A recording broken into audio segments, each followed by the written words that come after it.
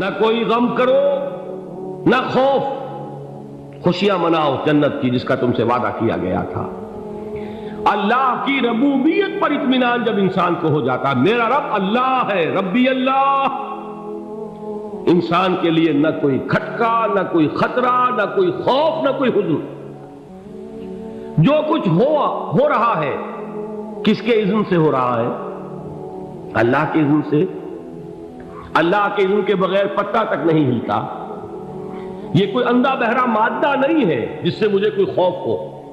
اندھا بھینسا چلا رہا ہو اس سے تو ڈرنے کا ہر انسان کو ڈرنا چاہیے، نہ معلوم کس کو ٹکر مار دے، لیکن نہیں، اس کائنات کو چلانے والا ایک سمیع و بصیر خدا ہے۔ وہ جو میرا دوست ہے، میرا ولی ہے، اللہ ولی الذین آمنوا یخرجہم من الظلمات الی النور، اللہ اہل ایمان کا ولی ہے، ساتھی ہے، پشت پناہ ہے، مددگار ہے، حمایتی ہے۔ بتائیے جسے یقین ہو جائے کہ اللہ میرا مددگار، اللہ میرا محافظ، اللہ میرا پشت پناہ، اللہ میرا حمایتی، اس کے لیے کوئی خوف ہوگا؟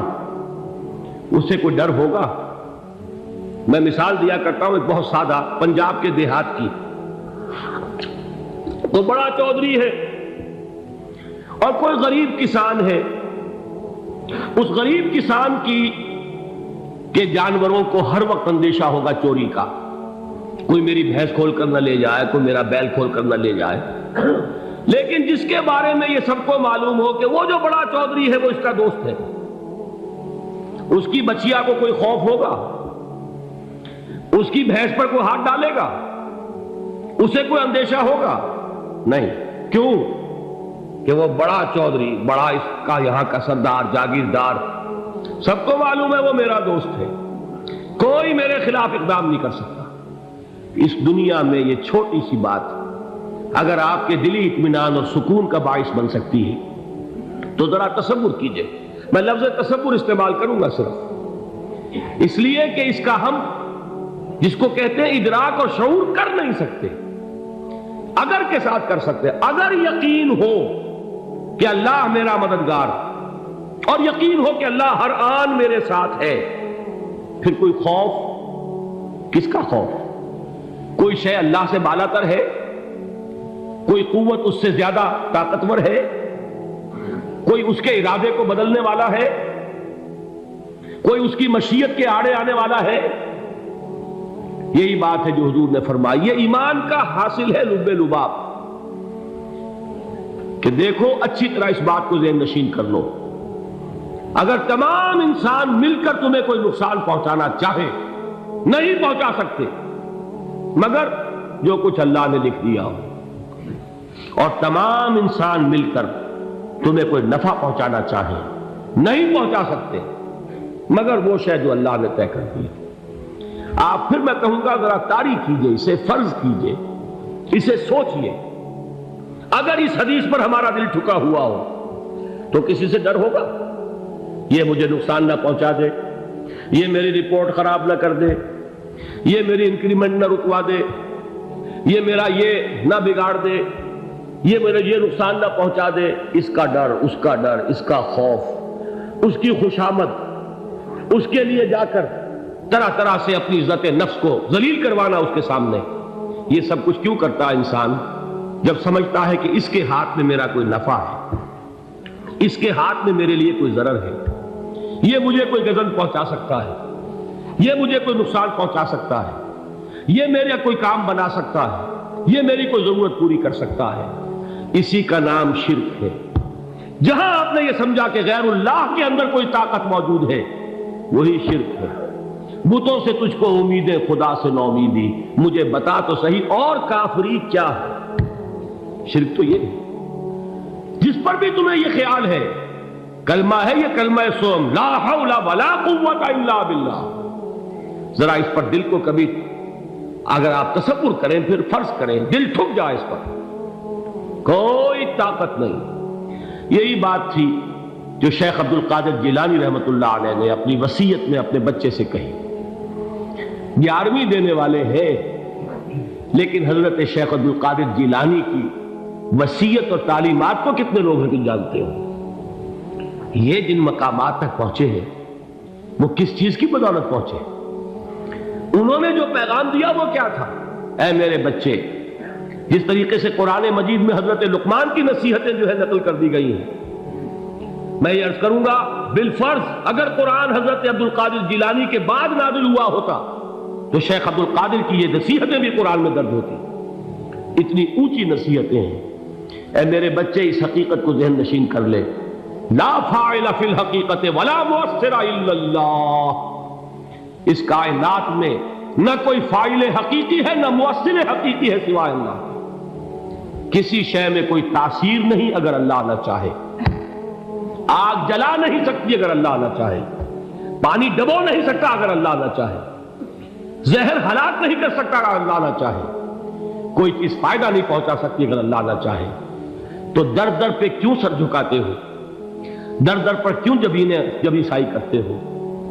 سب کے سامنے کیوں ہاتھ پھیلاتے ہو؟ ایک اللہ سے مانگو، ایک اللہ کے سامنے زمین پر اپنی جبین رکھو۔ لا فاعل فی الحقیقت ولا مؤثر الا اللہ۔ نظر آتا ہے ہمیں کہ پانی پیاس بجھا دیتا ہے، پیاس بجھانے کی صلاحیت پانی میں نہیں ہے، اللہ کے اذن سے۔ کھانا بھوک مٹا دیتا ہے، بھوک مٹانے کی صلاحیت کھانے میں نہیں ہے، اذن رب میں۔ دیکھیے یہی یقین تھا حضرت موسیٰ علیہ السلام کا واقعہ یاد کیجئے۔ سامنے سمندر آ گیا ہے، قوم دیکھتی ہے پیچھے کہ گرد و غبار کا طوفان۔ معلوم ہوا کہ فرعون اپنے لشکر سمیت آ گیا۔ لشکر جب چلتا تھا تیز رفتاری کے ساتھ تو گرد و غبار کا جو طوفان اٹھتا تھا اس کا تصور کیجیے، اور لمحہ بلمحہ وہ قریب آ رہا ہے۔ پوری قوم نے کیا کہا؟ اے موسیٰ انا لمدرکون، اے موسیٰ ہم کو پکڑے گئے۔ قرآن مجید نے تو یہاں وہ باتیں نہیں لکھی ہیں، لیکن تورات میں یہ درج ہے کہ بنی اسرائیل جھگڑنے لگے، دست و گریبان ہو گئے موسیٰ کے ساتھ۔ موسیٰ ہمیں یہاں مروایا لا کر، اس سے تو ہم ہی بہتر تھے، وہاں کھانے کو ملتا تھا، زندگی تو تھی، بیگار ہم کر رہے تھے، موت تو نہیں تھی۔ اب جو کچھ ہوگا اس کا تصور کرو، جس طریقے سے ہمارے ٹکڑے اڑائے جائیں گے۔ تو لڑ رہے ہیں حضرت موسیٰ علیہ السلام سے۔ یہ تورات کی تفصیل ہے، قرآن میں صرف اتنا آیا ہے، پریشان ہو کر انہوں نے کہا انا لمدرکون، موسیٰ ہم کو پکڑے گئے۔ اس وقت موسیٰ کا جواب کیا ہے؟ کلا ان معی ربی سیہدین، نہیں، میرے ساتھ میرا رب ہے، وہ راستہ دے گا۔ بتائیے کہاں راستہ نظر آ رہا ہے؟ یہ ہے ایمان بالغیب۔ راستہ نظر نہ آئے تب اللہ پر یقین ایمان ہے۔ جیب میں پیسے ہوں اور تب دل کو اطمینان ہے تو ایمان کس پر ہوا؟ پیسے پر، اللہ پر نہیں۔ جب وسائل و ذرائع نہ ہو اور پھر یقین ہو کہ اللہ مسبب الاسباب ہے، وہ اسباب کا پابند نہیں ہے، وہ اسباب کا محتاج نہیں ہے، اسباب اس کے محتاج ہے۔ اگر یہ یقین ہے تو اللہ پر ایمان ہے، یہ نہیں ہے تو تمہارا ایمان اسباب پر ہے، وسائل پر ہے، ذرائع پر ہے، مادیات پر ہے، اللہ پر نہیں۔ اس وقت کہاں راستہ تھا؟ کوئی راستہ تھا؟ سمندر ہے اور ادھر سے لشکر آ گیا ہے۔ کلا ان معی ربی سیہدین۔ اب دیکھیے ایمان کہہ دینا آسان ہے، ہوا معکم اینما کنتم، جہاں کہیں بھی تم ہوتے ہو اللہ تمہارے ساتھ ہوتا ہے، لیکن اس کا یقین قائم ہو جائے تو زمین و آسمان کا فرق واقع ہو جائے۔ یہی بات ہوئی حضور کے ساتھ۔ غار ہے، چھپے ہوئے ہیں محمد رسول اللہ اور آپ کے وہ یار غار ابو بکر صدیق رضی اللہ تعالی عنہ۔ اقبال نے حضرت ابو بکر کی شان میں چند اشعار کہیں صرف، لیکن واقعہ یہ ہے کہ بھاری بھاری نظموں پر اور قصیدوں پر بھاری ہے، طویل ترین نظمیں اور قصیدے ہوں ان پر بھاری ہے۔ ہمتیں ابو بکر کی ہمت جو ہے، کشت ملت را چوں ابر، جیسے بارش سے کھیتی اپجتی ہے، ابو بکر کی ہمت اور عزیمت اس امت کو اسی طرح سینچنے والی ہے۔ ثانیے اسلام و غار و بدر و قبر، وہ دوسرے تھے اسلام میں، دوسرے پہلے کون تھے؟ انا اول المومنین، حضور فرماتے سب سے پہلا ایمان لانے والا میں، دوسرے ابو بکر۔ ویسے ہمارے ہاں یہ چلتا ہے اختلاف، حضرت علی پہلے ہیں کہ حضرت ابو بکر پہلے ہیں، لیکن اس میں بڑی خوبصورت تطبیق قائم کی ہے علماء نے، اور بہت صحیح ہے۔ چار کے بارے میں فیصلہ ہی مت کرو کہ کون پہلے، ان کی ایک عجیب تقسیم کر دی ہے۔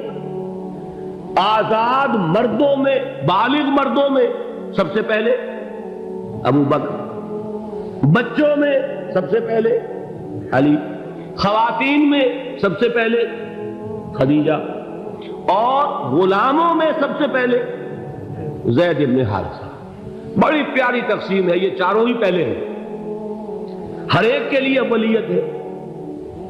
اور واقعہ یہ ہے کہ اگر زمانی اعتبار سے تعین ہوگا تو پہلے خدیجۃ الکبریٰ آئیں گی رضی اللہ تعالی عنہ، کسی اور سے بات کرنے کی نوبت بعد میں آ سکتی ہے، پہلے تو اہلیہ محترمہ سے بات ہوئی، آتے ہی پہلی وحی ہوئی ہے، ابھی تبلیغ کا حکم نہیں تھا، کس کو بتایا واقعہ؟